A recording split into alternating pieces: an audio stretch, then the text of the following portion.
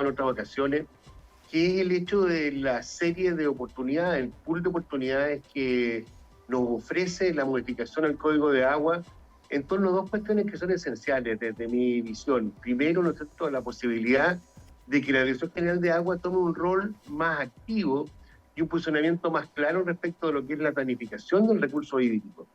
Toda vez que hasta antes de la, digamos, de la promulgación de la modificación del código, la DGA tenía un rol que estaba asociado principalmente a aprobar o rechazar solicitudes de derechos de aprovechamiento de agua. Hoy día, ¿no es cierto?, a propósito del código, tenemos una obligación de poder adentrarnos en discusiones y conversaciones que tienen que ver con el establecimiento de una lógica distinta, ¿no es cierto?, que tiene que ver particularmente con la planificación hídrica a partir de, ¿no es cierto?, las cuencas hidrográficas. Y eso abre una oportunidad de conversación, de discusión, entre otros con la academia, como digo, que nos pone a nosotros en una posición distinta, porque por primera vez la DGA se instala como un actor preponderante respecto de la toma de decisiones, respecto de qué se hace con el recurso hídrico en la Araucanía y en el país, más allá, como digo, de las definiciones estrictamente técnicas. Y creo que creo que esa es una buena noticia para la región y una gran oportunidad también en la cual podemos participar en conjunto.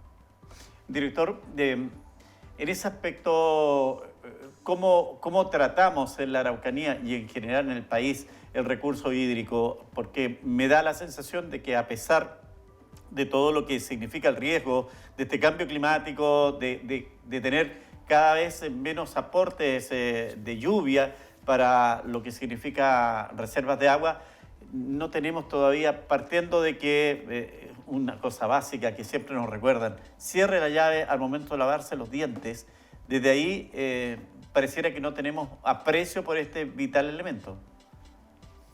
Bueno, para nadie es un misterio, Miguel Ángel, que hasta hace algunos años atrás los temas de resguardo, de preservación del recurso hídrico, pareciera ser que no eran tan relevantes o no estaban tan en el tapete, toda vez que nosotros veíamos, ¿no es cierto?, que el ciclo del agua se daba y se manifestaba de una manera, de una forma natural, ¿ya?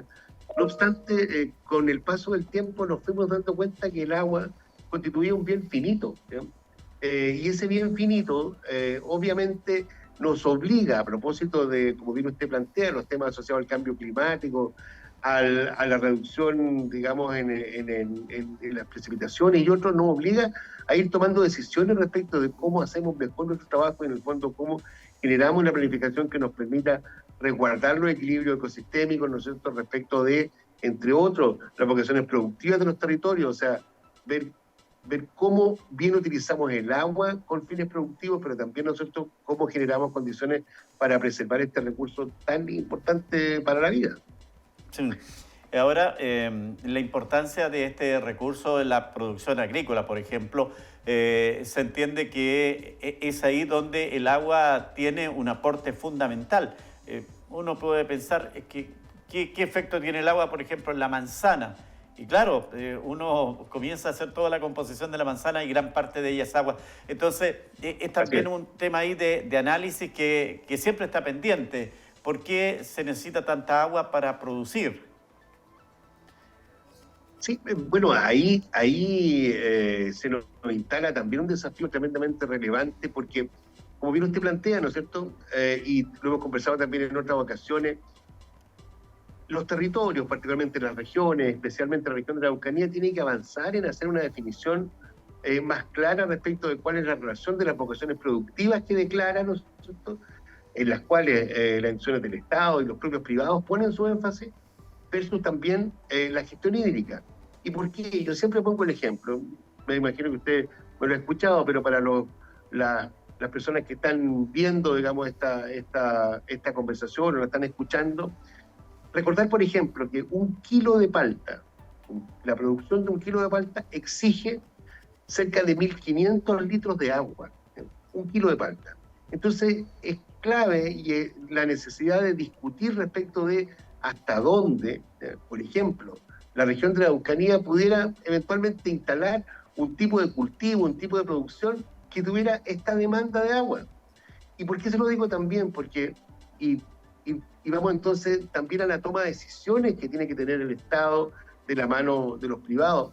Fíjese usted que, por ejemplo, regar una hectárea de pradera, por ejemplo, para alimentación animal u otro, requiere más o menos de 1 litro por segundo, ¿no es cierto?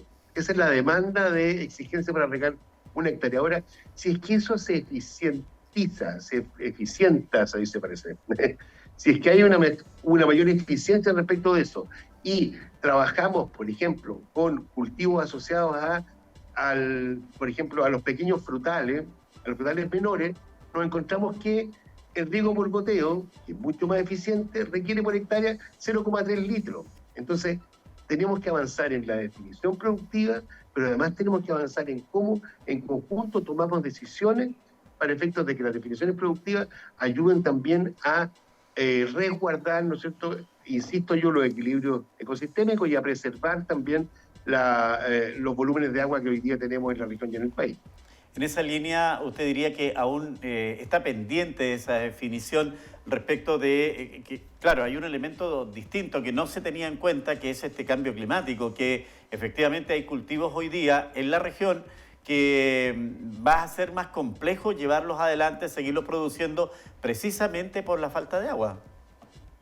Así es, y la importancia, digamos, de tomar conciencia respecto de estos temas, y por cierto, y voy ahora también al tema del seminario, hacer estas discusiones, también tiene que ver con el hecho de que tenemos que empezar a entender, ¿no es cierto?, que el acceso al recurso hídrico, el acceso al agua, por ejemplo, para la definición productiva, constituye un elemento más que tiene que estar, ¿no es cierto?, a la vista. Y particularmente en esta región en que las decisiones no son decisiones que estén asociadas a, digamos, en su generalidad, en su globalidad, a grandes extensiones de terreno. O sea, aquí nuestra gran preocupación es cómo nosotros generamos mejores condiciones también para la pequeña agricultura familiar campesina, porque como bien lo establece digamos, la modificación del código, por primera vez se verifica el hecho de que el consumo humano el consumo de las personas constituye un derecho humano, pero además, ¿no es cierto?, se establece esta condición de que este derecho también se amplía al concepto de subsistencia y de saneamiento. Entonces, una familia rural que tiene, ¿no es cierto?, un par de hectáreas respecto de la cual, digamos, vive, necesariamente nosotros como Estado tenemos que generar las condiciones para mejorar su condición también de productividad, porque además, producto, por ejemplo, de la pandemia, y ustedes han hecho varios reportajes también Sí. de aquello, nuestro campo se ha vuelto también a poblar. Han habido muchas familias que se han ido del sector urbano y se han ido al mundo rural. A Han las habido parcelas. una serie de parcelaciones y otros, entonces tenemos que dar nosotros mejores condiciones también para resguardar esa calidad de vida, toda vez que, ¿no es cierto?, el país y el mundo necesita de la producción rural. Sí, lo comenzábamos hace unos días con el Ceremi de Agricultura. La reacción primera ha sido desde ya hace muchos años la creación de estos APR, los aprovechamientos de aguas rurales, y que también están mostrando cierto agotamiento. Hay diversas comunas, me comentaban, particularmente en la zona costera, por ejemplo, Teodoro Schmidt, donde se advierte que se han ido secando algunas de estas reservas de agua. Entonces, hay que pensar también a lo mejor en otra solución ya de aquí en adelante, director. Así es. Bueno, estamos trabajando en ello y yo quiero comentarle primero que, y soy insistente en esto, casi majadero, pero la modificación del código que fue promulgado en el mes de abril del año 2022 y que además fue aprobado después de una larguísima discusión, aprobado por todos los sectores políticos en el Parlamento, ¿no es cierto?, señala y prioriza, como digo, el tema del consumo humano y la subsistencia. No obstante, también abre una serie de oportunidades para efectos de que los comités de agua potable rural, principalmente, puedan tener mejores oportunidades de acceso al recurso. ¿Ya? Y así, ¿no es cierto?, hay nosotros hoy día, a diferencia de lo que ocurría antes del código, podemos entregar derechos transitorios, cualquier familia puede cavar en suelo propio, o con utilización del dueño del terreno, un pozo que arroje hasta 0,5 litros por segundo, que le permita, digamos, la subsistencia. Cosas como esas están incorporadas en el código.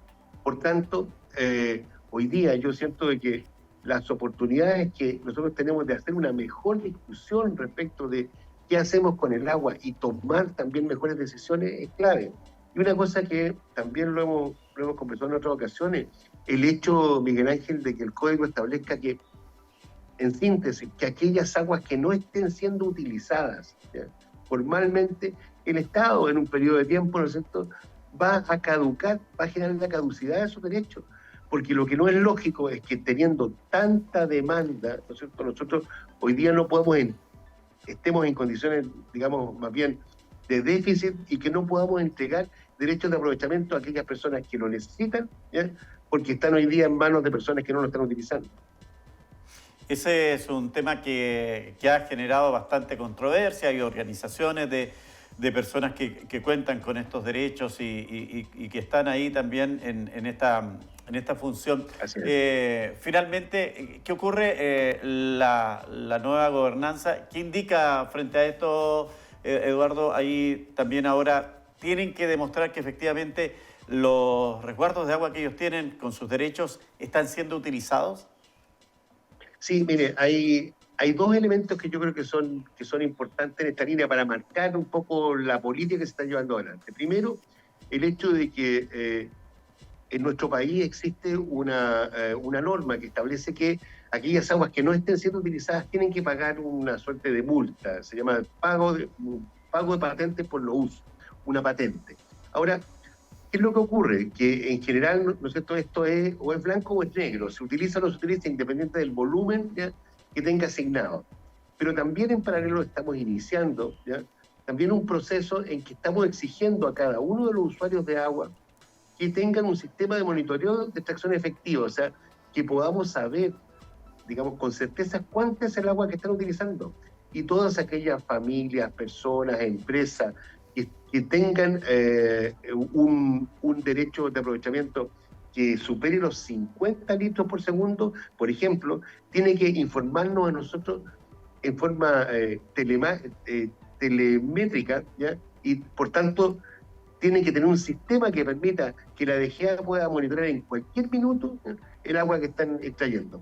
¿Por qué digo esto, Miguel Ángel? Porque la importancia respecto de saber exactamente cuánta es el agua que se utiliza, ¿ya?, tiene como contraparte, digamos, como lado B, como lado positivo en realidad, ¿no es cierto?, el hecho de que todas esas aguas que no se estén utilizando tienen que ser, ¿no es cierto?, tienen que volver a la potestad del Estado, de manera que el Estado, y ojo, en conjunto con la ciudadanía, en conjunto con los gremios, en conjunto con los medios, con los sistemas empresariales y todo, tomemos decisión respecto a qué hacemos con esos volúmenes. Entonces, por eso es que nos sentimos, la verdad es que muy orgullosos y congratulados de haber sido invitados a participar de este seminario de seguridad hídrica en Araucanía, justamente para tocar aquellos temas que tienen que ver con la gobernanza. ¿Cómo nos imaginamos nosotros desde la DGA que vamos a generar, ¿no es cierto?,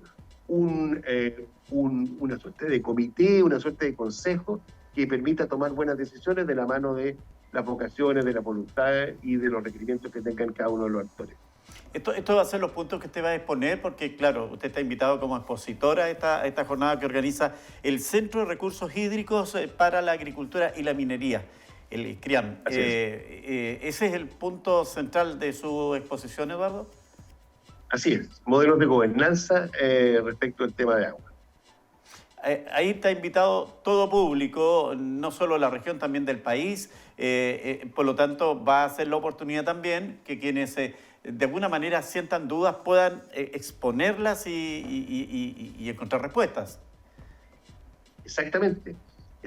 Y ojo, Miguel Ángel, que yo diría que también aquí hay un cambio muy importante respecto de la posición, ¿no es cierto?, que tienen los tenedores, ¿no es cierto?, de derecho de aprovechamiento de agua, que muchas veces, y uno lo entiende, ven amenazado, ¿ya? Ven amenazado la, digamos, esa potestad respecto del uso del derecho. También nos compete dar las garantías de que toda aquella persona que tenga un derecho de aprovechamiento y que lo esté utilizando, no tiene por qué temer. O sea, aquí no va a haber, digamos, ni una expropiación de agua, ni nada por el estilo. Que lo único que el código promueve, insisto, aprobado por todas las posiciones políticas en el Parlamento, por unanimidad, lo que promueve el código entonces es que aquellas aguas que no se utilicen tengan la posibilidad de ser redistribuidas. Bueno, va a ser una buena jornada porque además hay varios temas vinculados a lo que significa precisamente la seguridad hídrica y que va a ser debatida en Temuco, en la Universidad de la Frontera, con diversos actores que están vinculados a esta temática, que no es menor. Esto del cambio climático ya es una realidad, no que viene, sino que ya lo estamos enfrentando y por lo tanto es necesario estar preparado y que la comunidad también entienda el mensaje de cómo también, no porque estemos lejos del campo, somos parte de esto. El alimento nos llega desde el campo, se produce en el campo. Nosotros usamos agua para la hidratación, para nuestro aseo, pero que es un recurso que es finito, no es infinito como de pronto se piensa. Así es. Y además, recordando, ¿cierto?, esa imagen que todos vivimos en segundo, en tercero básico, cuando nos mostraron por primera vez el concepto del ciclo del agua. Y esto es real, el agua es cíclica. O sea, como bien usted señala, lo que ocurre en la ciudad, lo que cada uno pueda aportar desde su vivienda, ¿no es cierto?, afecta al completo ciclo hídrico. Entonces, esta es una pega que es de todo, por eso es que los modelos de gobernanza tienen que integrarnos también a todos. Los que tienen derecho a aprovechamiento, los que no tienen y aspiran a tenerlo, y aquellos que efectivamente hacen uso del agua y que por distintas razones hoy día no tienen la conciencia, como usted señala, de la importancia de ir reduciendo, digamos, las cantidades de los usos. Muy bien. Bueno, agradecer la gentileza de entregarnos detalles de lo que va a ser su exposición frente a este seminario de seguridad hídrica y que, bueno, se cumplan los objetivos sobre todo y que, insistimos, el mensaje sea potente y que todos de alguna manera podamos aportar a cuidar este recurso que está en peligro.